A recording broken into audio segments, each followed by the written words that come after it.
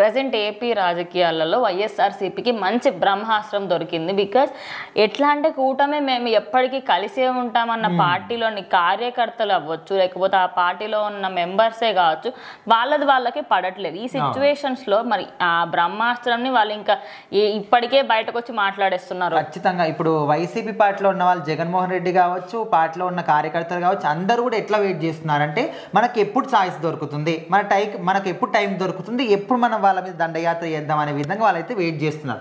So అదే విధంగా మనం ఎప్పటి నుంచో కూడా వీళ్ళు చెప్తున్నారు, బీజేపీ కావచ్చు, జనసేన, టీడీపీ వీళ్ళు కూటమిగా ఉన్నప్పటికీ వాళ్ళు మంచి అండర్స్టాండింగ్తో ఉన్నారు, మంచిగా పరిపాలన చేస్తున్నారు. ఓకే, జనాలు కూడా అందరూ పొగుడుతున్నారు. కాకపోతే ఇప్పుడు ఏం జరుగుతుందంటే కొంతమంది కూటమిలో ఉన్న వాళ్ళే, అది కూడా బీజేపీ జనసేన కాదు, ఓన్లీ టీడీపీలో ఉన్న వాళ్ళు కొంతమంది కీలక నేతలే మాకు జనసేనకు సంబంధించి మాకు పవన్ కళ్యాణ్ డిప్యూటీ సీఎం వద్దు, నారా లోకేష్ కావాలి. ఎందుకంటే ఆయన టీడీపీ పార్టీకి ఎప్పటి నుంచో కూడా సేవలు చేస్తున్నాడు, పాదయాత్రలు చేశారు, వాళ్ళ నాన్నగారు జైల్లో ఉన్నప్పుడు పార్టీకి సపోర్ట్గా ఉన్నాడు, పార్టీ నిలబెట్టాడు.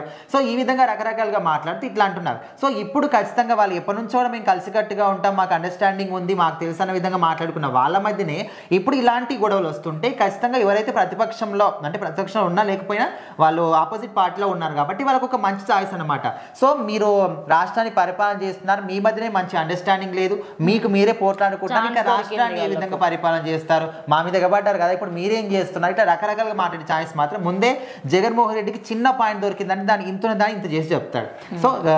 సో ఆ విధంగా ఇప్పుడు మాత్రం జగన్మోహన్ రెడ్డి కావచ్చు, ఆ పార్టీలో ఉన్న మనకు రోజా కావచ్చు, మిగతా వాళ్ళందరూ కూడా దొరికింది మంచి ఛాన్స్. ఈ పేరుని లాంటి వాళ్ళు, కొడాలి నాని లాంటి వాళ్ళు, అది ఇట్లా ప్రతి ఒక్కరు కూడా వాళ్ళకి ఎట్లా ఛాయిస్ అంటే మాకు ఒక చిన్న పాయింట్ దొరికింది, దాన్ని ఇంత కాదు, చిన్న పాయింట్ని ఇంత చేసి చూపిస్తారు. సో దానికి ఎప్పుడో అల్లడం కానీ, అంటే వాళ్ళు ప్రతిపక్షంలో ఉన్న అధికారంలో ఉన్న ఎప్పుడు కూడా వీళ్ళ మీద పడి ఏడవడం. ముఖ్యంగా పవన్ కళ్యాణ్ విషయానికి వస్తే బూతులు మాట్లాడే సందర్భాలు కూడా చాలా ఉన్నాయి, వాళ్ళ పిల్లలు, ఇంట్లో ఉన్న ఆడవాళ్ళ దగ్గర నుంచి. సో ఇప్పుడు మాత్రం ఇక్కడ ఒక మంచి పాయింట్ దొరికింది, దీన్ని కూడా మరి బ్రహ్మాస్త్రంగా మారుకొని దాన్ని ఏ విధంగా చేస్తారు, ఇంకా గొడవలు సృష్టిస్తారు. సో ప్రజెంట్ దీని గురించి మాట్లాడుకుంటున్నారు, చూద్దాం ఏం జరుగుతుందని.